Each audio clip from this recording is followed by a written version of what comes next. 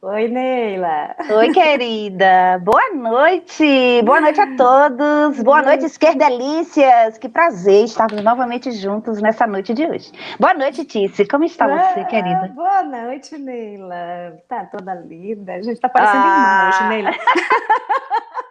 A gente tá parecidinha, é assim. verdade. Ai, mais um. Diga. Não, querida, pode falar. É, mais uma vez aqui, né, Uhum, com os isso. esquerdelícias. Olha, um beijo enorme. Beijo. Tá vendo que o chat já tá aqui, Neila, bombando. Um monte de É? gente dando boa noite, muita gente já aqui dando boa noite, né, gente? Olha, hoje eu tô de leite, tá mais difícil ainda ler. Ai, Tice, você de lente é uma comédia, viu? É mais difícil ainda. Verdade, Mas, verdade. viu, Neila? Olha lá, Oi, manda um querida. beijo pro pessoal do chat. Vou Mais mandar um uma vez, beijo. eu vou, Pro... olha, Ah, sim! dizer, pessoal, se inscrever no canal, né? Deixe o seu like, Ah! que isso é muito importante, né? Para a gente fortalecer os canais de esquerda, os canais que nos Isso, dão voz. Então, se inscreva no canal, deixe o seu dos like e jovens siga os cronistas. Jovens Cronistas nas Isso. redes. Pois Boa é. noite, esquerdelícias. Mandar um beijo enorme aqui para Fábio Augusto, Jorge Trajano, Crisca, Maria Luísa, Pedro Lúcio Antunes, Francisco Gomes, Rômulo Saboia, os nossos amigos que nos seguem no Twitter e que são fãs do Esquerdelas, que estão todos aqui já apostos. Tem aqui vários amigos que são de WhatsApp, gente que conhece, né, Sim. gente que circula, que navega no YouTube, já conhece o programa. Uhum. Então, a todos, uma boa noite. Não se esqueça de se inscrever no canal, deixe o seu like e nos siga no Twitter. Isso. Beijão para Não Ana é? também, que está aqui nos cumprimentando. É um prazer estarmos com vocês. Peço novamente que se inscrevam no canal dos Jovens Cronistas, deixem seu like e fortaleçam esse e outros canais de esquerda, tá bom? Então vamos lá. Bom,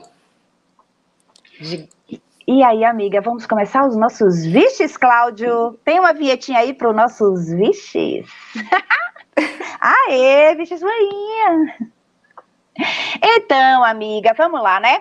78% dos chilenos aprovaram um plebiscito histórico para a elaboração de uma nova Constituição para o Chile, né? A Constituição chilena, ela remonta de 1980, né? Embora tenha sido sofrido algumas modificações, ela ainda é muito criticada por ser uma herança do governo de Pinochet, uma herança ditatorial do governo de Pinochet, e por ela não cumprir, ela tem um papel muito residual no Estado da prestação dos serviços básicos, né? Esse é um choque para o neoliberalismo. Por quê? Porque o Chile foi a primeira nação latino-americana a fazer essa experimentação das políticas neoliberais no governo, na era Thatcher, lá da Inglaterra.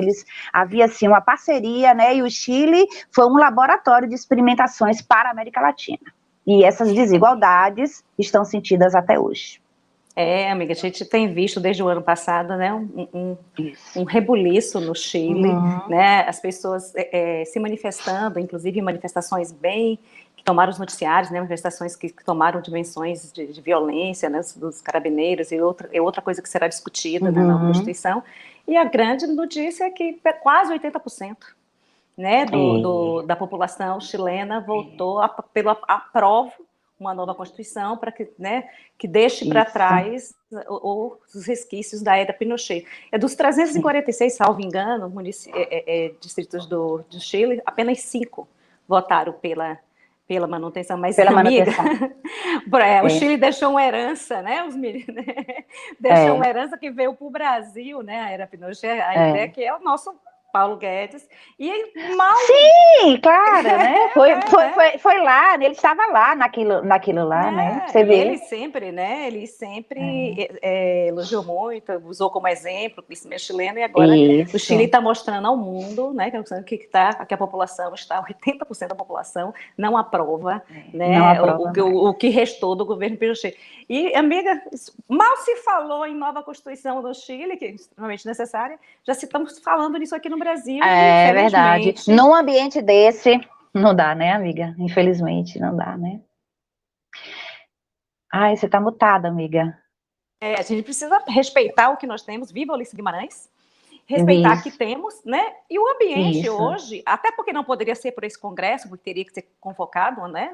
Uma constituinte, sim, teria, claro. teria que ser votado um Congresso para isso, mas esse Congresso aí, para a gente ter uma ideia do que seria a nova Constituição, basta, não, amiga, a gente olhar o que foi a reforma da Previdência, o que foi a reforma do Judiciário, o que está sendo a reforma administrativa, isso iam sumir os avanços sociais, né, que tanto marcaram a Constituição Cidadã. A Constituição Cidadã, isso.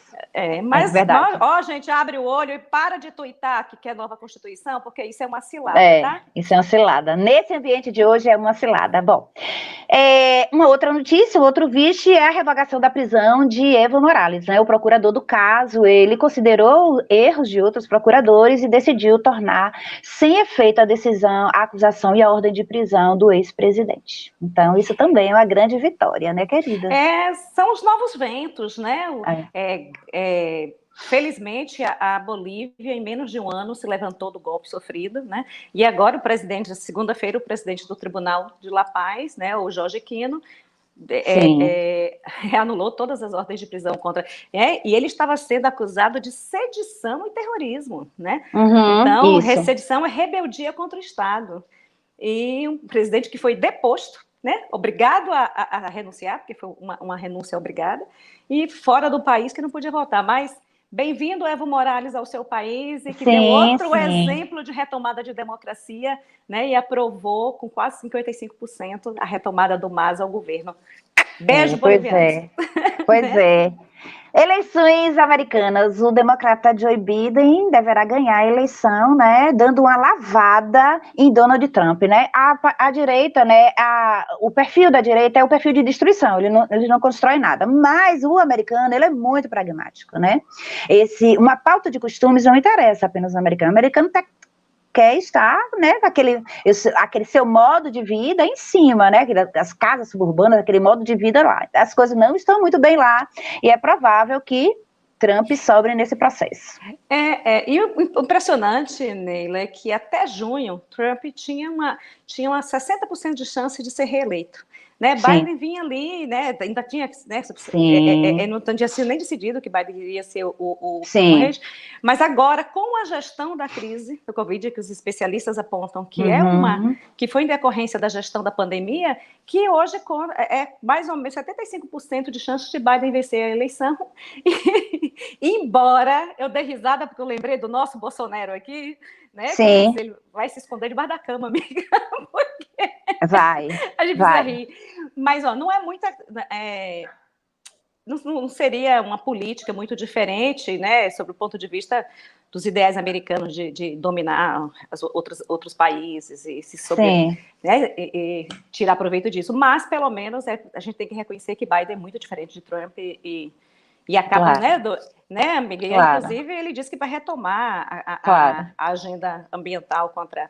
Né, fazer oposição aí ao que o Bolsonaro está fazendo, para a gente já é alguma esperança. E ele não pode, lógico, claro, não se compara a Trump, como aqui também ninguém se compara a Bolsonaro no quesito repugnância. Não, absolutamente. Mesmo que a pauta econômica seja semelhante, qualquer um dos que tem o ganho, menos os da esquerda, mas os da direita que teriam uma pauta econômica parecida, mas a outra parte da política de Bolsonaro é incontestavelmente diferente de tudo que a gente pode imaginar. Né? Como disse Pedro Cardoso, a esquerda brasileira é a direita europeia e a direita brasileira não tem paradigma no mundo. Não tem paralelo no mundo. Verdade. Eu digo aí, amiga. E Pazuello, né? Um manda e outro obedece. Uma coisa assim totalmente louca, né? No parâmetro lá do Exército, né? Foi dita por Pazuello essa frase em um vídeo, né? Ao lado de Bolsonaro, após ele ter sido desautorizado publicamente sobre o acordo para comprar vacinas chinesas para o combate do Covid. E aí, querida? Olha, eu já até comentei isso essa semana que militar não está podendo ver uma vergonha que corre para passar, porque... Verdade. Né, após ter sido desautorizado publicamente por Bolsonaro, né, ter sido acusado, inclusive, de traidor, né, por Bolsonaro. E lembrando, é bom a gente lembrar que Bolsonaro, no seu discurso de posse, né, ele fez um discurso que o governo dele, pela primeira vez na história, seria um governo sem ideologia. Quer dizer, a não ideologia já é uma ideologia, né, presidente? Já é uma ideologia, é verdade. É bom a gente lembrar. Mas, e também em Davos, ele falou o mesmo discurso, que era um ministério técnico, que, né, sem viés ideológico, e ele colocou um militar que não é médico, né, Sim.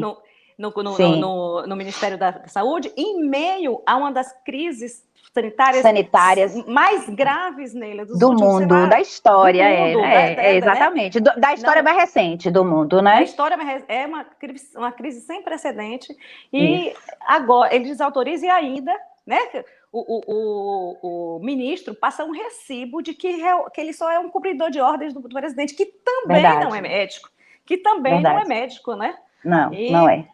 Bom, é esse o tom do governo, né? Exatamente. E falando em Covid, quase 158 mil mortos, né? E o governo brasileiro continua fazendo ataques sem nenhuma comprovação científica, né? A vacina chinesa, né? E jogando sobre a população uma nuvem de dúvidas. Você sai em Salvador, né? E você está vendo um número cada vez maior de pessoas saindo e participando de eventos e não sei o quê. Tá tudo liberado, né? Por conta de quê? Por conta de que não existe uma política pública, né? Federal, vindo de cima para baixo, que venha controlar a doença, né? Porque a situação ninguém sabe, né? O que se sabe da doença é que o isolamento, né? É a melhor forma de você combatê-la, né? E aí ele diz que a doença não existe, então nós temos aí um saldo de 158 mil mortos. Amiga, embora, né, governadores e prefeitos tenham autonomia sobre determinados assuntos, o direcionamento federal e a política, né, de enfrentamento que devia vir do Ministério da Saúde e sobre o mais importante, a conscientização da população, porque a gente tem realmente uma realidade dura, que é a economia, né, versus distanciamento, versus isolamento, a gente todo reconhece, mas estamos falando, não podemos banalizar a perda de vida, que está sendo banalizada, e essa semana o presidente disse que se não é mais barato investir na cura do que na vacina. Na cura do que na vacina, na prevenção, né? Não, assim, só na cabeça dele que a prevenção é mais cara do que a cura, e que a vacina também é cura, né? E que a cura não impede que as pessoas morram, né? Que é diferente da imunização. Porque a vacina pode impedir que pessoas morram e a cura não acontece isso. E Neila, no meio disso tudo, dessa agonia sobre Covid que a gente vem, né? 158 mil mortos, como você lembrou.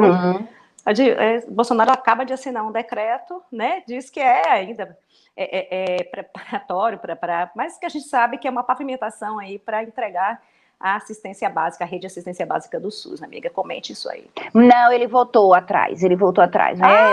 O impacto nas redes sociais foi muito grande, né? As pessoas defendem o SUS, exatamente. Na verdade, o brasileiro é contra as privatizações, né, amiga? A gente sabe disso, já foi feito pesquisas. Os grandes jornais interessados, que são a voz da burguesia, né? Todos sabem que os brasileiros são contrários às privatizações. E hoje, né, no início da manhã até nesse instante, as redes sociais estavam bombando com relação à defesa do SUS, né? E o que é que vai acontecer? O que é que acontece? Ele voltou atrás, já voltou atrás. Olha, eu olhei... Quem deve estar retado é Paulo Guedes. Eu fiz pesquisa. A gente não pode piscar. Ou eles destroem alguma coisa ou tudo muda, né? A gente, por isso que o quadro chama Viches, porque toda hora um vixe novo, vixe. Eu achei engraçado, eu fui colher maracujá e agora já estão querendo, quando eu voltei já estão querendo vender o SUS. Mas ele voltou atrás, viu, querida? Que bom, voltou atrás, né? Que bom. Agora, o interessante um presidente inqualificável e um ministro das Relações Exteriores que ouve as vozes da cabeça dele, né? A esquizofrenia latente lá dele, né? ele diz que não importa para o Brasil ser visto como um pária, já que ele está defendendo aquele negócio que você não gosta, aquelas aspas com as mãos, que ele está defendendo a liberdade. Ele diz isso numa cerimônia para os novos diplomatas, onde ninguém estava de máscara. Mas, olha, as pessoas dizem o que querem, né? Porque Porque... Quer ter maluco para escutar, né, amiga? Não, né? Dizer, as pessoas podem dizer o que querem, e a mentira bem contada até parece que é verdade, né? Quando ele fala, agora nós estamos defendendo a liberdade, e por conta disso nós somos vistos como pares internacionais. E se orgulhou disso. Então, se é por isso, então, que bom ser pária. O Brasil é pária internacional hoje justamente por não respeitar, né, tá indo para um caminho de autoritarismo, né, de desmonte dos avanços sociais, ambiental, toda. Então, é o contrário, mas eles dizem nós estamos na contramão, né? Nós estamos na contramão da história, né? E acredita quem quer, né? Mas, exatamente. Neila, quero mais uma vez agradecer aqui o chat, tá? Mais uma vez pedir para que vocês se inscrevam no canal, sigam os Jovens Cronistas, siga Neila, siga Ticico. E vão, né? E não esqueçam de deixar seu like e o seu comentário. Neila, vamos chamar nosso convidado? Vamos sim, querida. Em um curto período de tempo, Bolsonaro já se confirmou como o maior destruidor da política de proteção ambiental brasileira. Seus discursos incentivam a exploração das áreas ambientalmente protegidas pelo país, né? Amplia a permissividade dos seus infratores e seu governo atua firmemente para afrouxar leis e sucatear órgãos de preservação ambiental. Não é por acaso que também, nesse curto espaço de tempo, muitas tragédias ambientais ocorreram, né? Como, por exemplo, o rompimento da barragem de Sobradinho, o desmatamento descontrolado da Amazônia e os incêndios no Pantanal. Essas catástrofes ambientais, elas ocorrem no mundo todo. O problema todo que aqui no Brasil é que não há eficiência nenhuma em combatê-las. O nosso convidado de hoje tem uma atuação histórica na questão ambiental. Vamos recebê-lo, então. Carlos Mink é carioca, geógrafo, professor adjunto licenciado do Departamento de Geografia da Universidade Federal do Rio de Janeiro, é mestre em Planejamento Urbano e Regional pela Universidade Técnica de Lisboa e doutorou-se em Economia do Desenvolvimento pela Universidade de Paris I, Sorbonne. Fundador do Partido Verde, foi ministro do Meio Ambiente do governo de Lula e atualmente é deputado estadual pelo PSB, sendo um recordista de aprovação de leis no Rio de Janeiro. Defensor do socialismo libertário, luta por mais qualidade de vida e pela preservação ambiental, pelos direitos de cidadania das mulheres, dos negros, dos homossexuais, combatendo o machismo, o racismo, a homofobia e a intolerância religiosa.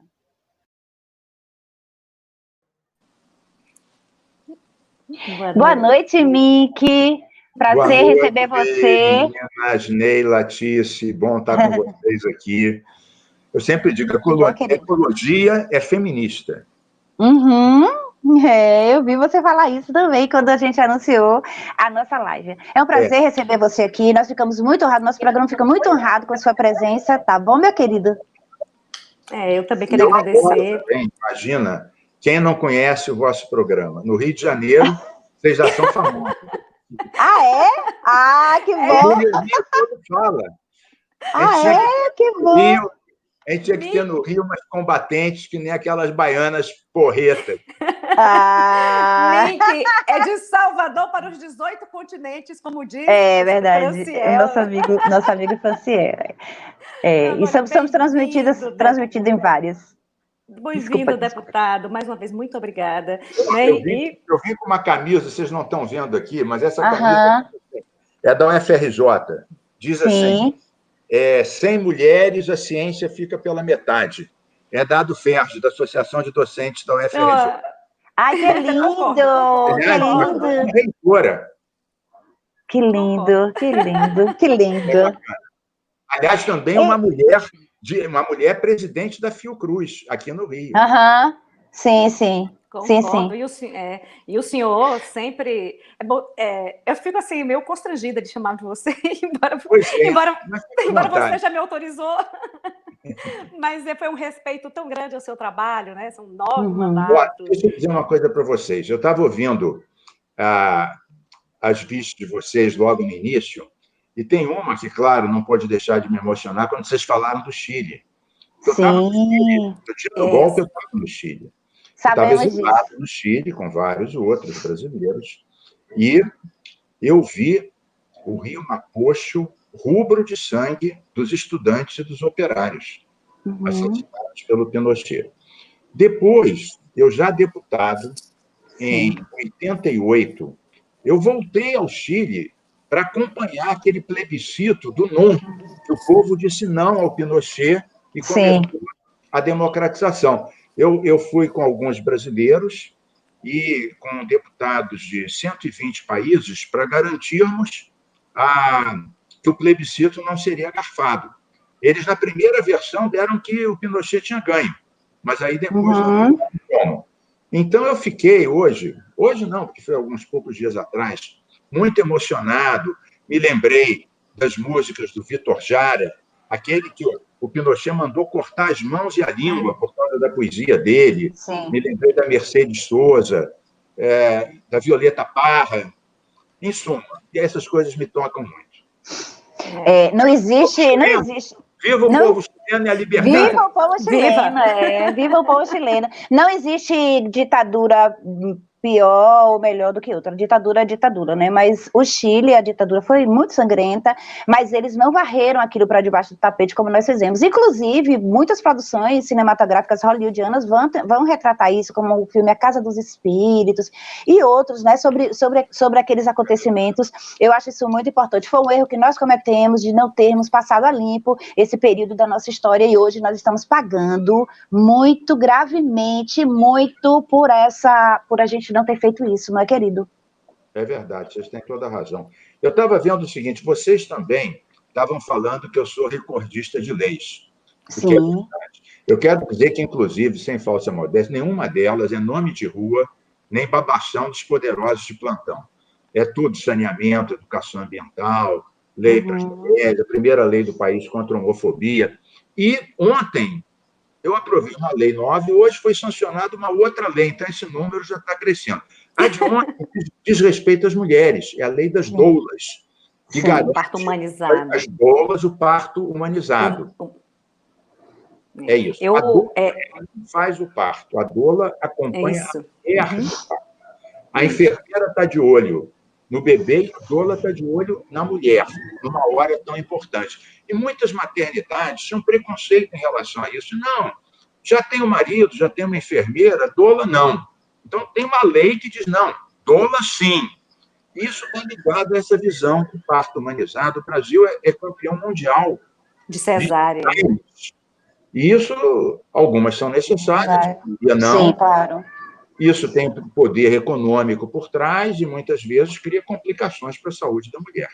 Então, viva um parto humanizado também. Viva. Deputado, é tão importante que, pelo menos no Rio de Janeiro, né, seja isso que se estenda ao resto do país. E ano passado eu li uma thread no Twitter, uma pessoa defendendo o parto humanizado e pediu que as mulheres relatassem alguma violência obstétrica que tivesse vivenciado. E foi um choque, como em pouco tempo, milhares e milhares e milhares de mulheres relataram.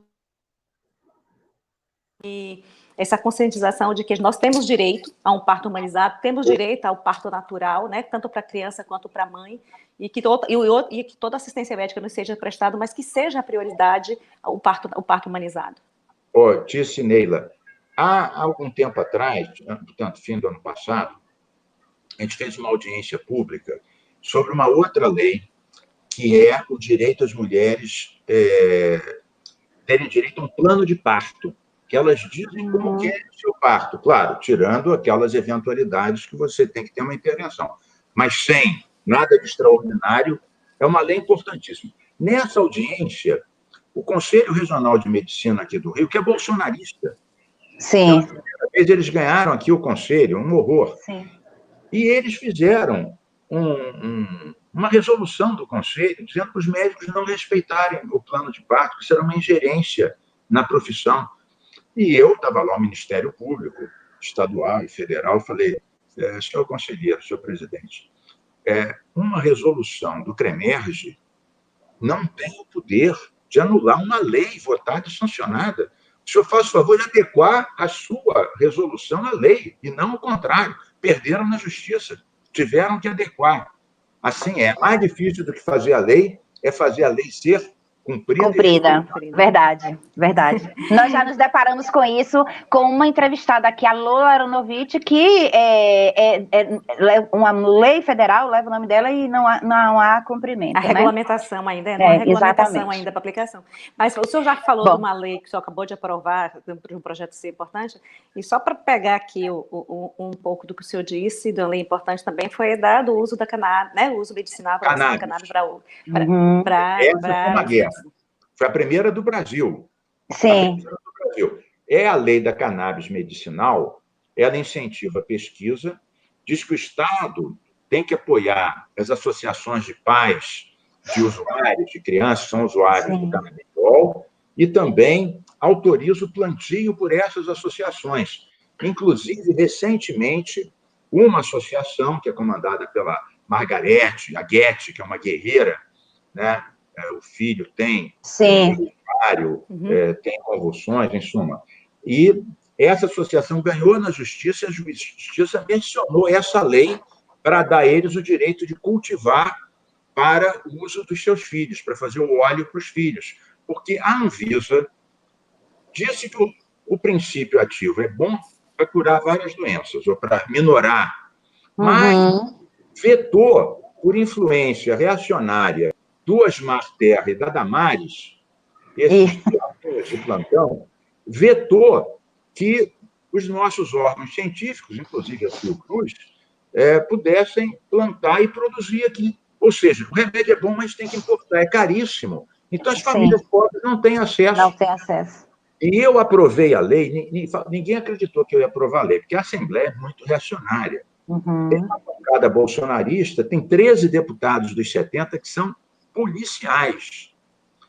E muitos evangélicos. Aí, qual foi a minha estratégia? Eu fiz audiências públicas que estavam cientistas, né, Fiocruz, o FRJ e tal, mas estavam também as mães e os filhos, dezenas de crianças, e as mães dizendo: meu filho tinha 110 convulsões por dia. Agora ele está tomando óleo com supervisão médica, tem 3, 4 convulsões, a qualidade de vida mudou. E eu levei os deputados da direita para ouvirem isso. E na hora do voto, o governador vetou, tive que derrubar o veto. Precisava de 36 votos sim para derrubar o veto. E aí muitos falaram: olha, eu sou contra esse negócio de maconha, de não sei o quê, mas essa eu vou votar pelo seguinte: o MIC me levou lá, eu falei com as mães, isso é uma questão de saúde, então eu vou votar pela derrubada do veto. E o Rio foi o primeiro estado, mas a gente está com uma lei agora para ser aprovada em Brasília, inclusive meu companheiro, que é deputado do PT de São Paulo, Paulo Teixeira, é relator dela, e aí sim vai legalizar em todo o Brasil a maconha medicinal. Mas depois a gente tem que aprovar a maconha recreativa também, porque a não legalização da maconha só favorece a corrupção policial, exatamente, o tráfico da juventude negra das periferias. Isso, exatamente. Mink, nós temos, inclusive, aqui no Twitter, bem atuante no Twitter, o doutor Carlos Luiz Valois, que é juiz no Amazonas, que é um grande defensor da liberação da cannabis, justamente em razão da superpopulação carcerária com crimes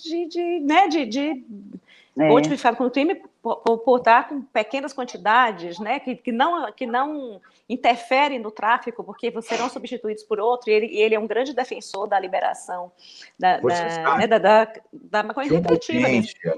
Que eu fiz com o pessoal da legalização, o pessoal da Marcha da Maconha, eles me propuseram fazer uma lei que eu fiz aqui no Rio, é o único estado que tem, que é a lei da audiência de custódia. A audiência de custódia é uma resolução do Conselho Nacional de Justiça, mas não tem lei, aqui no Rio tem, que obriga o juiz, qualquer preso em flagrante tem que ser apresentado em 24 horas ao juiz, e o juiz decide se ele continua não preso, vai para o trabalho voluntário, fica incondicional. Moral da história: graças a essa história, 1/3, em média, 1/3 dos presos em flagrante é liberado.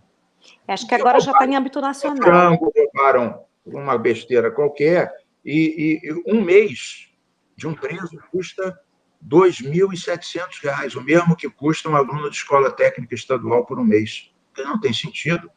O cara roubou um frango de padaria que custa R$ 13 e vai preso. Aí ele fica na mão dos verdadeiros bandidões. que controlam o crime organizado de dentro dos presídios e passa a dever a sua vida e a sua segurança a esses chefões. Verdade. É um custo social altíssimo, né? A prisão, de que se né, se você pode transformar isso em uma outra medida, né, socioeducativa, que de recuperação. Que são soltos na audiência de custódia, 70% deles são usuários de maconha. Sim. Nós estamos conversando hoje com Carlos Mick, que é deputado estadual pelo Rio de Janeiro e um grande defensor da questão ambiental. Mick, o governo revogou resoluções do CONOMA, que garantia a preservação das áreas de Restinga, de manguezais e dos entornos de reservatórios de água. Eu queria que você explicasse para o nosso público o que é o CONOMA e o que significou essa revogação e como é que está a situação hoje, tá bom? Olha, CONAMA quer dizer Conselho Nacional de Meio Ambiente. Antes do governo Bolsonaro, o CONAMA tinha 114 membros, inclusive 40% da sociedade civil, do meio científico, de ambientalistas, alguns de governo estadual, da indústria e do governo federal. Eu fui 2 anos ministro do Lula, de 2008 a 2010. Toda semana fazia operação na Amazônia. Reduzimos a metade o desmatamento da Amazônia em 2 anos. Criamos o Fundo Clima em 2009 e o Fundo Amazônia em 2008. Os dois estão congelados. O Fundo Clima tem 1 bilhão, está congelado porque esse governo negacionista não acredita em mudança climática. E o Fundo Amazônia, porque o sinistro Salles resolveu mudar a regra do jogo com os doadores. E eles falaram, não, peraí, a gente doou para reduzir o desmatamento. O dia que eu trouxe o ministro da Noruega para assinar a doação de $1 bilhão, ele falou, olha, a gente não é bonzinho, não. A Noruega é um pequeno país que está perto da Groenlândia. O dia que aquilo derreter, nós vamos... É o primeiro a ser engolida. Então, nós estamos fazendo um seguro de vida. Então, ele não tinha nenhum condicionante. O único condicionante que a gente tinha era reduzir o desmatamento.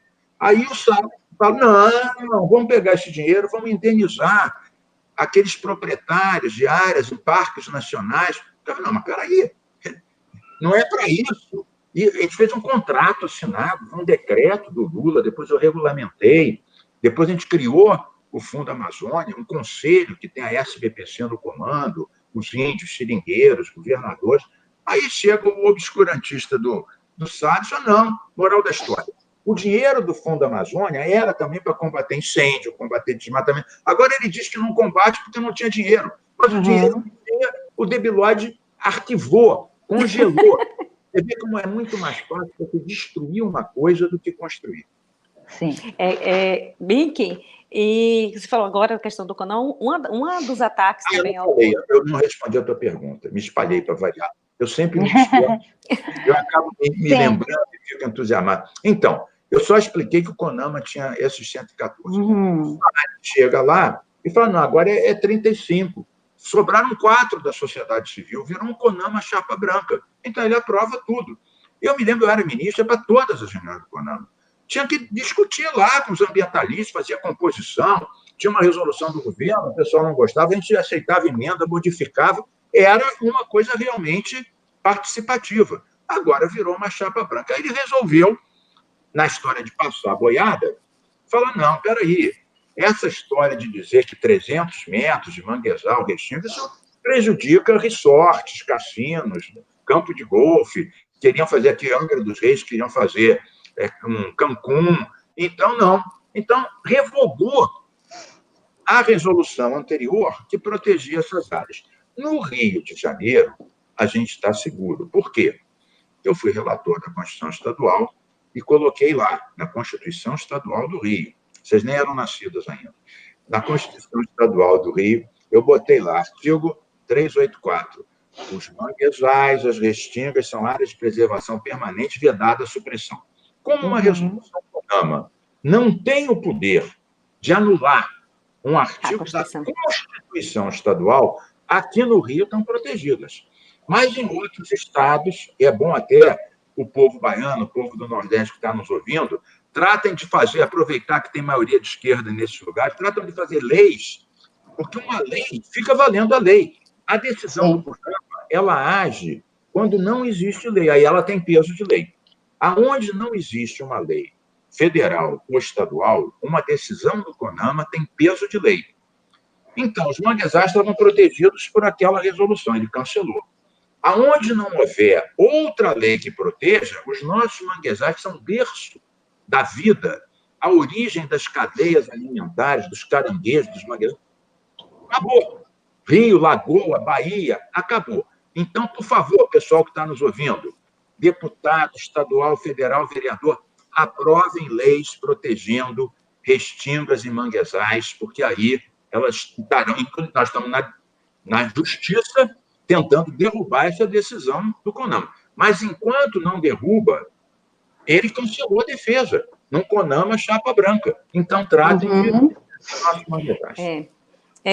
Mickey, fazendo uma partezinha aí, eu trabalhei já numa elaboração de um plano diretor e em seguida, no Código Ambiental do município e do ordenamento, da Lei de Ordenamento de Uso do Solo. E de uma cidade baiana, que com grande potencial econômico, um dos maiores do estado, e com muita questão ambiental, porque abriga um polo petroquímico, um polo industrial, uma faixa de mais de 56 quilômetros de litoral, com manguezal, com... Qual cidade?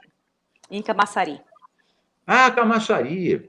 Que é onde o Jacques Wagner, inclusive, trabalhava. Sim. Eu vou contar, você não vai acreditar. Eu fui colega de escola, de turma, do mesmo ano de Jacques Wagner. Uma escola de Laranjeiras. Eu e Jacques Wagner temos a mesma idade, éramos da mesma escola e da mesma turma.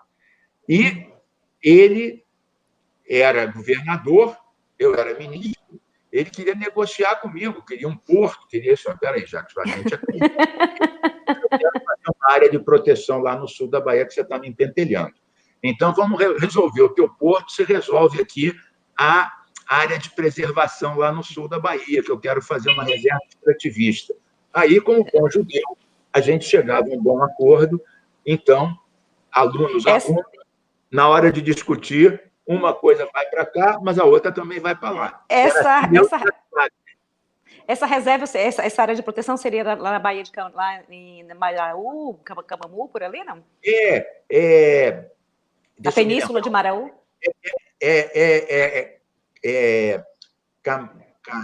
Camaçurá, ao sul de Porto Seguro, bem ao sul de Porto Seguro. Tá. Não, eu conheço.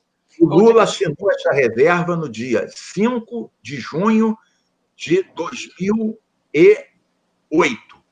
Há exatos 12 anos atrás, eu ainda levei Lula para Abrolhos e ele mergulhou em Abrolhos de cueca. Eu também mergulhei de cueca, e Franklin Martins também, mas não tinha dinheiro na cueca, não. Mas... mergulhar foi sem calção de banho. E aquilo é muito em Abrolhos. Mickey, na época que eu trabalhei Franklin Martins de cueca. Na hora que eu trabalhei, a pressão internacional sobre as APAs, né, de Camaçari, que nós temos 3 APAs, e colocamos no plano diretor muita área de preservação permanente, não edificante, e inclusive tem áreas que nem para exploração turística, né, na época, mas a pressão é muito grande, e quando recebíamos investidores internacionais, que eram os grandes grupos do mundo que exploram o turismo, eles se espantavam, eles se mostravam surpresos que o Brasil tivesse uma legislação ambiental que, né, com tanta proteção. Me parece que isso modificou muito, né? Só que essa ainda não é a minha pergunta, eu só estou conversando com você. Mas você acabou de falar vamos falar assim, né, do transformar o CONAMA numa chapa branca, e o governo atual vinha utilizando o argumento de que licenciamento ambiental trava a economia, trava crescimento, né? E deixa de falar sobre crescimento sustentável, e você teve uma gestão muito positiva nisso na sua época como ministro, né? Que reduziu o desmatamento. Eu queria que você conversasse, explicasse para a gente que é perfeitamente possível o desenvolvimento o crescimento sustentável. E Neila, esse argumento é tão falacioso. Nesse período, eu fui 2 anos ministro, abril de 2008 a abril de 2010. Nós reduzimos a metade do desmatamento, conseguimos trazer recursos de fora, acabei de dizer, $1 bilhão só da Noruega, e o emprego estava crescendo 5%, 8% ao ano. Por quê? Nós, para combater o desmatamento, resumidamente, o que a gente fazia? A gente regulou a lei de crimes ambientais, o Lula assinou um decreto que regulamentou a lei. Aí a gente botou o perdimento. O perdimento é o seguinte, quem usa gado, trator, motosserra para fazer um crime continuado, depois de notificado 2 vezes, isso pode ser apreendido administrativamente, sem processo judicial. Quando a gente fez esse decreto, claro que a direita entrou contra a gente no Supremo, dizendo como apreender o nosso gadinho, o nosso trator, sem passar por um juiz. Como a nossa justiça é profundamente patrimonialista, não, vamos derrubar isso. E a gente botou os melhores advogados nossos, ganhamos no Supremo. E o Supremo reconheceu que patrimônio maior é o patrimônio ambiental do povo brasileiro. Você ficar 10 anos na justiça, quando acabar de discutir, aquilo que você queria proteger virou cinza, que é o que está acontecendo agora. Mas então, o que a gente fazia? Eu ia toda semana com o Exército. Isso é outro mito. O Exército, naquela época, eu juntava os coronéis, os generais, quando se botavam dinheiro para eles montar bases no Mato Grosso, em Rondônia, no Pará, para fazer operações com mais de 1.000 pessoas, pegar o boi pirata. Eu ia lá, discutia com eles e dizia: militares, não podemos deixar que eles tirem o verde da nossa bandeira. Juntava a questão nacionalista com a questão ecológica. E eles respondiam: selva, selva. Era a palavra de ordem dos militares que estão lotados na Amazônia. E participavam das operações. E nós nos dávamos muito bem. Aliás, é impossível fazer essas grandes operações lá sem o Exército e a Aeronáutica. Muito bem, mas além dessas operações, que era porrada todo dia, aliás, a gente doava milhares de cabeças de gado para o Fome Zero. Sim. Os boi piratas, né? O boi pirata. O ministro do Fome Zero, como é que chama? O mineiro. Ai, meu Deus. Bom, vou me lembrar o nome dele. Não me lembro agora. Gilberto Carvalho? Gilberto Carvalho? Não, vou me lembrar já. É do Tá. PT de Minas. Eu vou me lembrar o nome dele. Mas ele me olhava assim, abria um sorriso de orelha a orelha, que o meio ambiente virou o maior doador do José Graziano? José Graziano? José Graziano. Não, José Graziano não é paulista, não? O José Graziano é paulista. Mas então, voltando. Mas, ao mesmo tempo que a gente baixava a pancada em cima do crime ambiental, nós fazíamos pactos com o agronegócio. O primeiro que a gente fez foi com os exportadores de óleo de soja, né, que é top do agronegócio. Eles precisavam do selo verde para colocar o óleo de soja na Europa e nos Estados Unidos. A gente dá o selo verde para vocês, mas vocês não compram soja de área desmatada de 2 anos para cá. Assinaram, puseram para verificar um satélite deles, o nosso, do INPE, e o Greenpeace, Amigos da Terra, também participaram da moratória da soja, reduziram 92% o desmatamento vindo da soja. A soja deixou de ser fator relevante. Não basta você dar pancada, você tem que induzir ao bom desenvolvimento. Depois fizemos o pacto da madeira legal com os exportadores de madeira.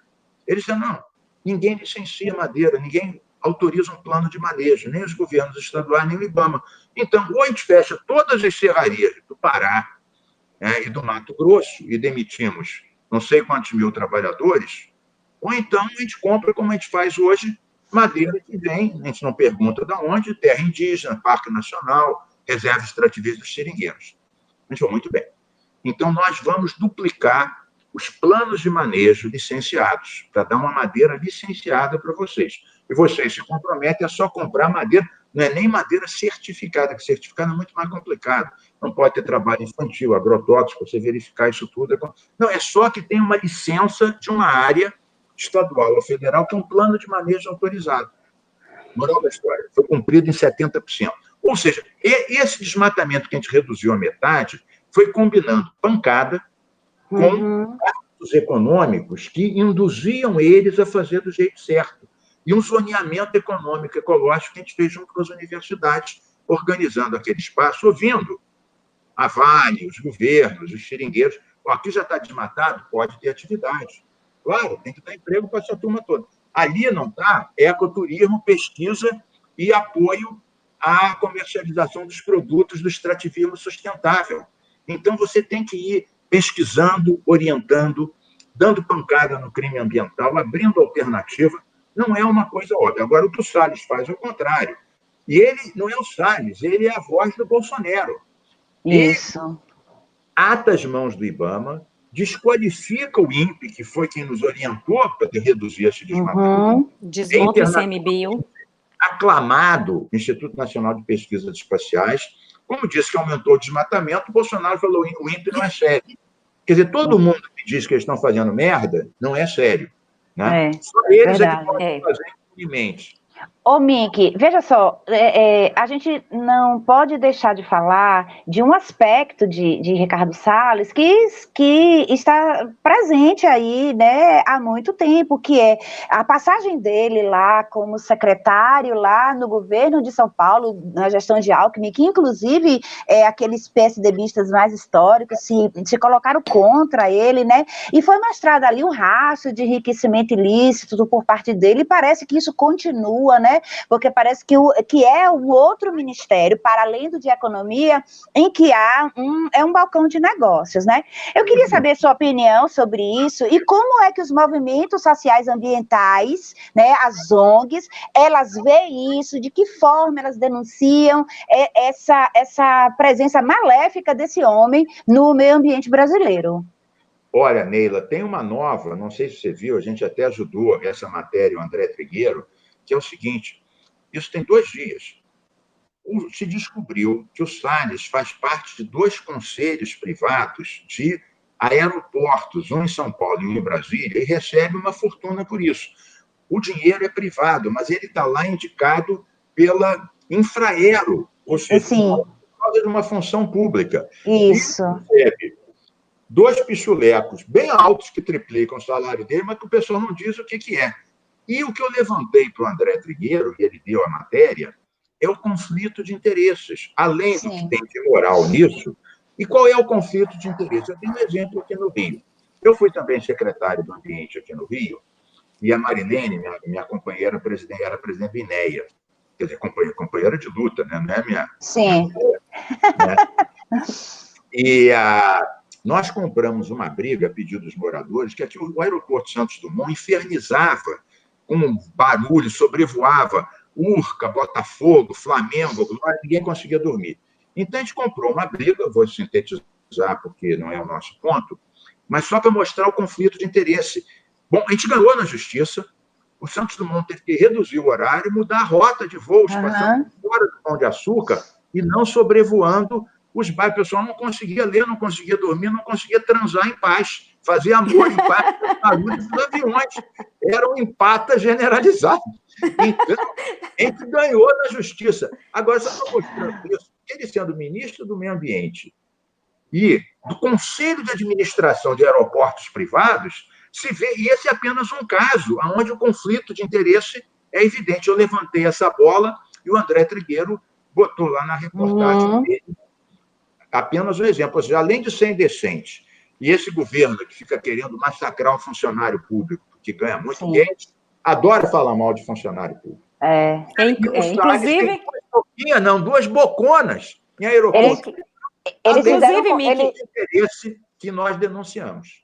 Inclusive, hoje é dia do servidor público, um beijo aí ao servidor público, né, que resista bravamente a essa reforma administrativa. Mas pegando... favoráveis aos altos salários de deputados, juízes, desembargadores, exatamente. Teto, todo mundo tem o salário, 60% ganham. Ajuda para o filho, não sei o quê, alimentação, não sei quantos, moradia, não sei o quê, duplica e triplica o salário. Então, vamos lá em cima. Agora, pegar um professor, pegar um médico, pegar, em suma, um funcionário estadual, um auditor, e dizer, não, o Brasil está quebrado por causa disso. Isso é uma mentira deslavada. A saúde está quebrada porque eles tiraram dinheiro da saúde para submarino nuclear. E ontem queimou o Hospital de Bom Sucesso, vocês viram na televisão, um hospital aqui do Rio de Janeiro, porque não tem dinheiro de repasse federal, porque o dinheiro foi para o submarino nuclear. Isso. E queria privatizar o SUS, levou tanta porrada que agora recuou e disse que não era bem isso. Mais um submarino é importante. A União Soviética pode estar vindo aí, né? Atacar os nossos mares. Os venezuelanos estão vindo aí. É verdade. Eles fizeram, só um minutinho, Tice, eles fizeram um comparativo do gasto do funcionalismo público com a Islândia. Eu achei isso interessante. Eles encomendaram o estudo, você viu? E eles fizeram um comparativo. O próprio comentarista da rádio disse assim, mas a gente não pode pensar que todo funcionário público, né, que professores, enfermeiros, médicos, policiais, não ganham a mesma coisa que o desembargador, que um deputado, não sei o quê. Que estão fora da reforma. Exatamente, que estão fora da reforma. Ô, Neila, o Lula é um bem-humorado do caramba, né? Ele tinha uma fé, eu me lembro que o pessoal fala, não, porque o salário médio é salário... Ele falou, história de salário médio é a maior enganação. Vou dizer como é que é isso. Você pega um sujeito, enfia a cabeça do cara no forno e o pé no congelador, no frigorífico. Aí você vai dizer que a temperatura média dele está perfeitamente normal. Isso é que é o salário médio. Ou seja, alguém ganha muito, alguém ganha pouco. Muito, e o meio está ali sem nada. A cabeça no forno, o pé no frigorífico e diz que a temperatura média está normal. Verdade. Ou ele vai morrer de hipotermia ou vai morrer com o cérebro assado. Né? Mas a média é ótima. A média é ótima. A média está ótima. Mas, Mink, você falou do Salles, né? A pergunta aí da Neila, e vendo toda essa a atuação de Salles, que não, né, alinhado com a ideologia aí do governo Bolsonaro, já não seria suficiente, né, para o impeachment? Deixa eu dizer uma coisa. Impeachment do Salles. Sim, eu entendi. Nós criamos um fórum dos ex-ministros de meio ambiente. Eu, a Marina, a Isabela, o Zé Carlos Carvalho, vários. Somos 9. Recupero. Nós somos 9. Representamos 30 anos da história ambiental brasileira. Os 9 são de 9 partidos diferentes, 9 governos diferentes. Nós só temos uma coisa em comum. Nenhum de nós desmontou o que o anterior tinha feito. Eu sucedi a Marina. Não desmontei um ponto que a Marina fez.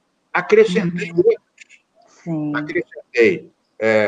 Criamos o Fundo Amazônia, o Fundo Clima, fomos em cima do desmatamento do Cerrado, do desmatamento da Caatinga. Não tinha plano, tinha plano só o PPCDA para a Amazônia. Mas eu não desmontei uma linha do que a Marina fez. E a Isabela, que veio depois de mim, uma bióloga, porreta também, bacana, não desmontou uma linha, até porque ela era minha número 2, não desmontou uma linha e me superou em muita coisa. Ela brilhou no Acordo Internacional da Biodiversidade e tal. Este infeliz, ele consegue desmontar tudo que foi feito. Então, esse fórum dos ex-ministros, nós tivemos muitas atuações. Uma delas, nós fomos os 9 para Brasília, fomos recebidos pelo presidente do Senado, Alcolumbre, e pelo presidente da Câmara, Rodrigo Maia. Fomos com a SBPC e com a OAB e falamos para eles, por favor, não aprovem essas leis de mineração em terra indígena, de medida provisória da grilagem, MP da grilagem, sem saber com os cientistas qual vai ser a repercussão disso para as gerações futuras. Eles não podem aprovar coisas sem saber que vão comprometer quem vem depois de nós. E eles concordaram e não puseram para votar a mineração da terra indígena e MP da grilagem. Uma outra coisa que esse fórum bacana dos ex-ministros fez, e aí eu vou já responder a tua questão, eu dou uma volta, mas acabo chegando. Uma aula. Nós preparamos um documento com 16 pontos, fundamentando o impeachment do Salles com base na improbidade administrativa. Então, a gente nem foi, do ponto de vista qual é a política dele, qual é a ideologia, que ele é negacionista, que acha que não tem mudança. A gente não foi por aí. Quais são as funções do programa do ICMBio e do Ministério? E por que ele, ao desmontar tudo, ao demitir, ao atar as mãos, ao impedir multar, ele estava descumprindo a função de ministro, ou seja, estava incorrendo no crime de improbidade. Estas razões nós mandamos para a MP Federal e 11 procuradores da República pegaram estes argumentos e ajuizaram o impeachment do Salles, que ia ser votado na semana passada e passou agora para o dia 3 de novembro. O impeachment, e veja bem, a primeira vez que a ação foi movida por 12 procuradores da República. Não foi exclusivamente com os argumentos da Carta do Fórum dos Ex-Ministros, mas digamos que a nossa argumentação foi mais da metade do fundamento desses procuradores. Então, eu já estou respondendo, a sociedade civil está na defesa, mas a gente pode agir. Conseguimos ir lá no Congresso e parar algumas maldades do Salles, dos ruralistas e do Bolsonaro.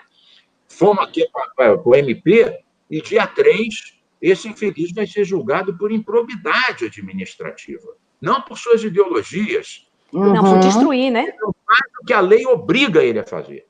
Então, por ele destruir. Defesa, mas não estamos mortos. Estamos atuando, vigilantes, isso vai passar. Por quê? O Bolsonaro vai passar. O Salles vai passar. A Amazônia vai continuar. O INPE vai continuar. O IBAMA vai continuar. Como Chile, nós vamos reconstruir as instituições. E essa turma nem é lixo reciclável. Vamos falar do lixo não reciclável da história. Oh, que lindo isso. Poxa, isso enche a gente de esperança, né? Precisamos ouvir isso. Deixa eu te perguntar uma coisa. Isso e é necessário. É a razão. Deixa eu te perguntar uma coisa. Rubens Recupero declarou numa entrevista a Jamil Chad que se Joe Biden vencer a eleição, ele volta a dar prioridade às questões ambientais, né? Agenda verde, aquecimento global, economia verde de baixo carbono. Você acredita nessa possibilidade Claro, acredito fortemente nessa possibilidade. Quando eu fui ministro, eu participei de várias reuniões internacionais. Duas delas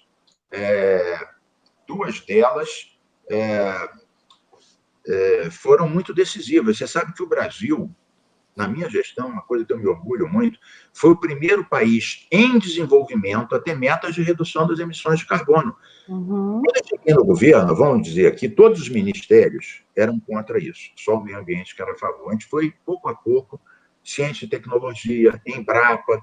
Aí eu acabei convencendo a Dilma.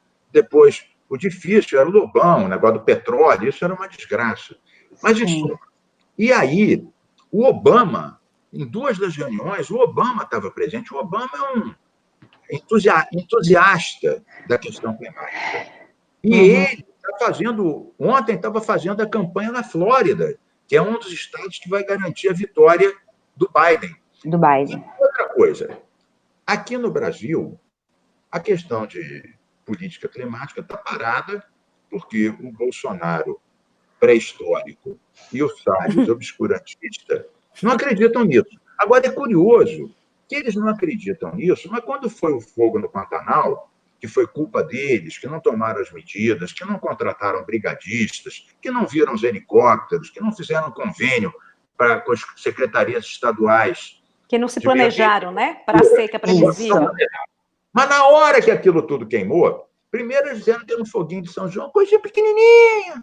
Aí depois que os satélites mostraram que era um fogaréu da porra, que era uma coisa enorme, eles falaram, não, mas isso é por causa da seca.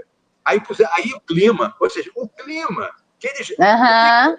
que eles negam. A climática diz que as grandes secas e as grandes inundações vão ser cada vez mais intensas e mais frequentes. Isso é que diz o povo do clima. Eles falam tudo mentira.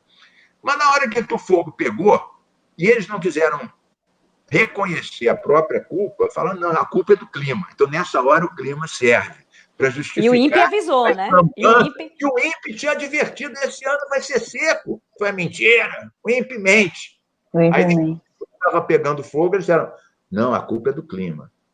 Ou seja, um bando de hipócritas ignorantes. É bom, como eu disse, cada um usa como quer, né? Eles falam o que querem. Agora, olha, eu acho que a resistência é uma coisa boa. Hoje, não ontem, hoje, foi sancionada uma lei minha nova de mudanças climáticas. uma lei estadual. Então, o Rio, agora, por lei, é obrigado a fazer um monte de coisa de energia solar, energia eólica, reflorestamento, reciclagem do lixo. Esse fenômeno aconteceu também nos Estados Unidos. O Trump nega a mudança climática, saiu do Acordo de Paris, mas vários estados, como a Califórnia, Nova York e outros, vão em frente. Tem investimentos bilionários em solar, eólica, reciclagem, várias coisas. E aqui, Pernambuco, Espírito Santo, tem políticas, e o Rio agora aprovou a lei mais forte. Hoje, a lei nova de mudança climática do Rio foi sancionada hoje. Vocês podem, eu sei que vocês me acompanham no Twitter, vocês vão ver o número e o link da lei nova. Então, veja bem, ele nega, mas os estados avançam. Sim. Os estados avançam. É isso, né? Ele queria privatizar o SUS, o povo se mobilizou, ele teve que voltar. Voltou atrás. Ele acha que pode muito, mas não pode tanto. Maior é o poder do povo. Bem, nosso tempo está acabando. Eu tenho outra live. Exatamente, querido. Exatamente. Vamos deixar nós agradecemos para a próxima vez. Vamos. Bora, vamos, com certeza. Vamos, porque nós veremos você ainda ministro. Neila. Oi, querido. Tem uma história que eu não vou contar, que nem aquele negócio da novela, né? Você só anuncia para o próximo capítulo, né? Sim. A primeira lei do Brasil que penaliza a chantagem sexual patronal. É verdade. Não é a lei do assédio. O Jô Soares me chamou com um programa e falou, mas então não pode mais cantar. Eu falei, pode. Tem que ler Drummond, fazer flexão, perder a barriga. Cantar pode. Não pode usar o poder para obter o sexo. Isso. É a chantagem patronal. A gente fez vários cúmplices, depois eu tive que mudar a lei, porque a lei era só para mulher, mas isso eu deixo para contar outro dia. Isso, quem já passou por isso sabe o quanto isso é sofrido, Mick. Eu duvido que exista uma mulher... Eu duvido que não exista uma mulher que não passou por isso. A gente ia com o sindicato dos bancários, sindicato dos escriturários, e levavam da televisão as feministas, antes as nossas assessoras, psicólogas, assistentes sociais, falavam que a mulher achava que se ela fosse denunciar na televisão, iam achar que ela que era puta. E, na verdade, ela estava denunciando porque foi demitida porque não deu para o patrão, o chamado audaz. Ela não deu, mas tinha medo, porque aparecesse a cara. Então, as nossas psicólogas, assistentes sociais, iam preparar, iam juntos com a família. Ela apontava o dedo na cara do patrão assediador ou do gerente e dizia, eu fui demitida porque eu não dei para você naquela noite chuvosa, está a televisão na cara do sujeito, e o sujeito demitido, ela readmitida. Mas depois eu conto outro dia essa história, que é boa. Tá bom. Obrigada. Isso também aconteceu nos Estados Unidos com aquele produtor de Hollywood. Mick, olha, eu quero muito agradecer a você, a sua presença. Nós nos sentimos muito honrados com você, tá certo? Quando vir... obrigada. Agora você. Tá? Isso é muito bom. Claro, isso é muito bom. Quando você vier à Bahia, aqui é a terra do Senhor do Bonfim, por favor, nos procure, tá certo? Pra gente comer um caranguejo e falar sobre tudo, tá bom? Em fevereiro, na Chapada Diamantina. Sim, eu adoro. sim. Eu vou. É a segunda casa de Tice. Ah, é? Ela adora. E esse ano, por conta da pandemia, porque os parques estão fechados, né? E é um dos lugares que ainda está se controlando. Parece que o único município baiano que não teve nenhum caso de Covid foi Novo Horizonte, da Chapada. Mas é meio que eu vou, assim, várias vezes por ano. Eu tenho uma paixão especial pelo Capão. E Bolsonaro... Onde eu fiquei? Eu fiquei no Capão. O Capão, você sabe que Bolsonaro só teve 3 votos no Capão? E ninguém sabe nem. Nós somos resistência, Mick. Mick, nós somos resistência. Beijo. Um beijo para você, querida. Muito obrigada pela sua presença. Neila, amiga, que delícia de conversa. Amiga, como é que você chama o candidato democrata? Como é que você chama ele? Qual candidato dos Estados Unidos? Dos Estados Unidos, Biden. Eu chamo o Biden, que é inglês aqui de Brotas, viu, filha? Aqui em Brotas é uma Escócia, assim, tipo, Neila, sabe? Neila, não tem problema nenhum o nosso presidente falar questão. questão. Tá liberado. Tá liberado. Né? É porque eu sou péssima nas... Não. E aí também. ele falou, é o inglês de Brota, gente, vocês vão me desculpar, é aqui o inglês de Brota, é diferente. Não posso fazer nada. Se André estiver assistindo, André, a baiana tem dificuldade de falar timeline, dá uma trava na minha língua, ele dizia que queria me ouvir falar.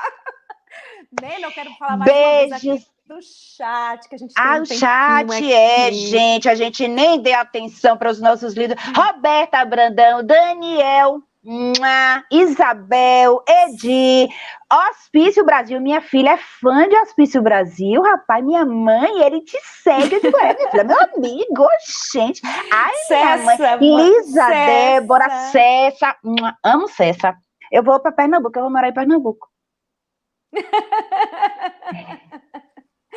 Por falar em Pernambuco. Cristiane Rezende, Jones Kepler, Márcia Nunes. Tem vários amigos aqui, gente. A gente ainda vai fazer uma só nós duas para poder conversar com vocês, porque a gente não dá tempo de fazer tudo. Olha, Maria, eu virei. Ana Maria, Crisca, beijo, gente, beijo, Crisca. Ai, Galdino, Regina Pereira, beijos para todos, beijos para todos.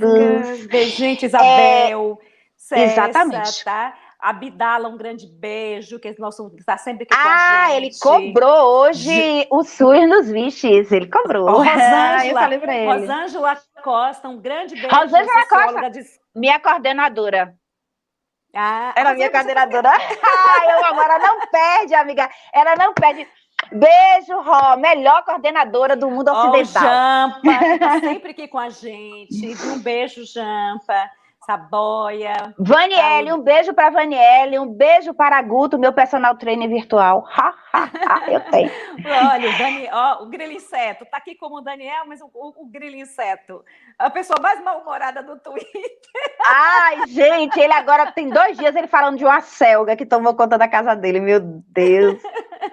Adoro ele. Lisa, Débora, um grande beijo. Tá, a Vânia, Maria Luísa Malu, Vaninha, já falei, o Cacá, tá? Ai, Cacá, o gato de Pernambuco. Tá cheio de pernambucano aqui. Menina, esse pernambucano eu não sei não, viu?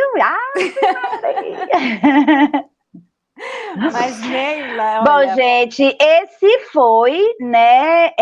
Nós agradecemos mais uma vez a audiência de vocês, essa audiência maravilhosa, esse carinho que vocês dispensam ao nosso programa, a nós todas, a minha, a Camila, a Cristina Marne, a Tice, né? Obrigado pela presença de todos hoje, né? De hoje a 8, nós estaremos de volta, porque essa foi uma live extraordinária com a presença de Mink. De hoje a 8, nós estaremos falando sobre a Lava Jato, com a Garcês Almeida, tá bom? Não é isso, Cris? Exatamente. Vai ver aqui o Esquerdela. Exatamente. Olha, quero agradecer a todos, um grande beijo, Esquerdelícias, e, né? E mais, nem fizemos um brinde hoje, porque eu tô com alergia, tô toda vermelhinha. Eu também tomei remédio para alergia, comi um negócio, eu fiquei toda... Eu tomei um remédio, aí hoje eu não tô tomando cerveja não, viu, Rosângela? Hoje eu não tô brindando com cerveja. Ela pergunta, vai ter aquela cervejinha? Eu digo, vai, mas hoje não, hoje eu tomei remédio. Hoje eu tô na água, porque eu tô toda de plaquinha vermelha, toda vermelha, com alergia, e não sei o que mas não sei o que foi, mas... Você tá linda, lindona. Obrigada, você também.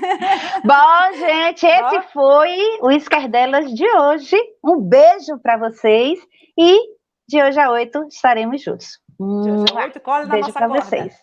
Colhe na nossa corda.